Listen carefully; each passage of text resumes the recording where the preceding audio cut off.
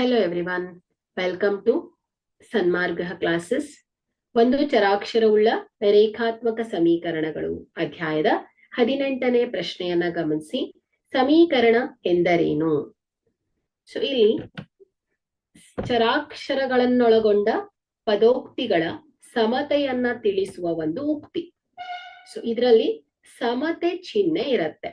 Okay, so ಇಲ್ಲಿ ಈ ಸಮತೆ ಚಿಹ್ನೆ, ಸೊ ಸಮ ಚಿಹ್ನೆಯ ಎಡಭಾಗದಲ್ಲಿರುವಂತಹ ಪದ, ಸಮತೆ ಚಿಹ್ನೆಯ ಬಲಭಾಗದಲ್ಲಿರುವಂತಹ ಪದ ನೋಡಿ.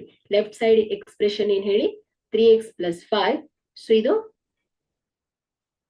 ರೈಟ್ ಸೈಡ್ ಅಲ್ಲಿ 40.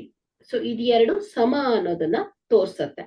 ಓಕೆ, ಸೊ ಇದು ಸಮ ಚಿಹ್ನೆ ಏನ್ ಹೇಳಿ, ಎರಡೂ ಕಡೆ ಸಮವಾಗಿದೆ.